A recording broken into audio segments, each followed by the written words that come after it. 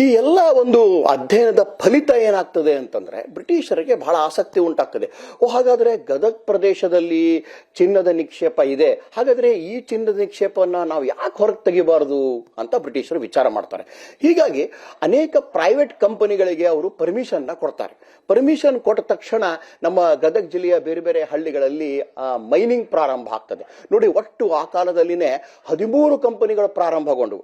1902ರಲ್ಲಿ ಈ ಕಂಪನಿಗಳು ಪ್ರಾರಂಭ 1902ರಿಂದ 1910ರವರೆಗೆ, ಅಂದ್ರೆ ಹೆಚ್ಚು ಕಡಿಮೆ ಸುಮಾರು 8 ವರ್ಷಗಳವರೆಗೆ 13 ಕಂಪನಿಗಳು ಇಲ್ಲಿ ಗಣಿಗಾರಿಕೆಯನ್ನ ಮಾಡ್ತಾವು. ಒಟ್ಟು 670 ಕಿಲೋ ಶುದ್ಧ ಬಂಗಾರವನ್ನು ಉತ್ಪಾದನೆ ಮಾಡಿದ್ರು ಅಂತ ನಮ್ಮ ಇತಿಹಾಸಕಾರರು ಬರೀತಾರೆ.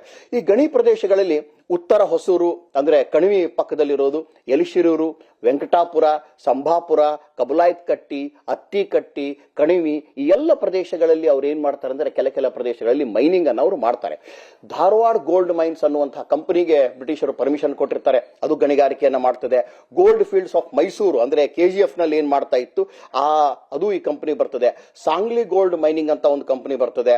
ನಂತರ ಕಬುಲಾಯ್ತ್ ಗೋಲ್ಡ್ ಮೈನಿಂಗ್ ಅಂತ ಬರ್ತಾವೆ. ಹೀಗೆ 13 ಕಂಪನಿಗಳು ಇಲ್ಲಿ ಬಂಗಾರದ ಉತ್ಪಾದನೆಯನ್ನ ಮಾಡ್ತಾವೆ.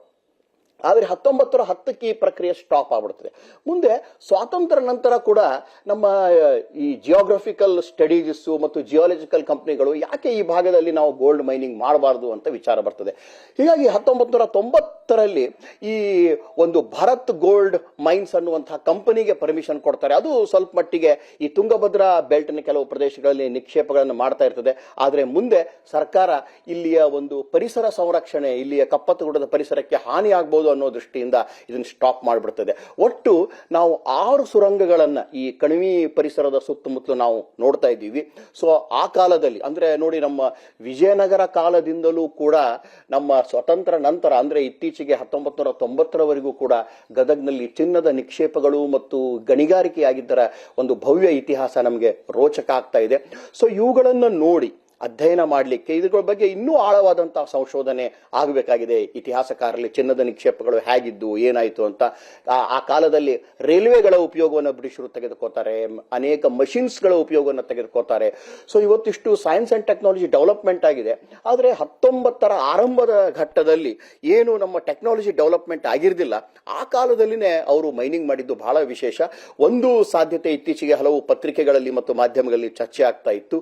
ನಮ್ಮ ಟೂರಿಸಂ ಬಗ್ಗೆ ನಮ್ಮ ಸರ್ಕಾರ ಮತ್ತು ಮಾನ್ಯ ಸಚಿವರು ಬಹಳ ಆಸಕ್ತಿ ತೆಗೆದುಕೊಂಡಿದ್ದಾರೆ.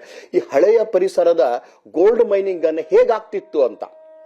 ಕಪ್ಪತ್ತಗುಡ್ಡವನ್ನ ಒಂದು ಬಹಳ ಒಳ್ಳೆ ಟೂರಿಸ್ಟ್ ಸ್ಪಾಟ್ ಆಗಿ ಬಳಸಬೇಕು ಅನ್ನೋದು ಬಹಳ ಒಳ್ಳೆ ಸ್ವಾಗತಾರ್ಹ ಶ್ಲಾಘನೀಯ ವಿಚಾರ. ಅದರ ಜೊತೆಗೇನೆ ಆ ಕಪ್ಪತ್ತಗುಡ್ಡ ಸುತ್ತಮುತ್ತಲೇ ಇರುವಂತಹ ನಮ್ಮ 1910ರ ಆಸುಪಾಸಿನ ಕಾಲದಲ್ಲಿ ಗೋಲ್ಡ್ ಮೈನಿಂಗ್ ಹೇಗಾಗ್ತಿತ್ತು ಅನ್ನೋದನ್ನ ವೀಕ್ಷಣೆ ಮಾಡಲಿಕ್ಕೆ ನಮ್ಮ ವಿದ್ಯಾರ್ಥಿಗಳಿಗೆ, ಸಂಶೋಧಕರಿಗೆ, ಇತಿಹಾಸಕಾರರಿಗೆ ಅಲ್ಲೊಂದು ಗೋಲ್ಡ್ ಮೈನಿಂಗ್ ಟೂರಿಸಂ ಮಾಡಿಕೊಟ್ರೆ ಅದು ಬಹಳ ಒಂದು ಸ್ವಾಗತಾರ್ಹ ಬೆಳವಣಿಗೆ, ಬಹಳ ಶ್ಲಾಘನೀಯವಾದ ವಿಚಾರ. ಹೀಗೆ ನಮ್ಮ ಗದಗ್ ಒಂದು ಪ್ರವಾಸೋದ್ಯಮಕ್ಕೂ ಕೂಡ ನಮ್ಮ ಈ ಬಹುದೊಡ್ಡ ಕೊಡುಗೆಯನ್ನು ನಾವೆಲ್ಲ ಮಾಡಬಹುದು ಅಂತ ಹೇಳಬಹುದು.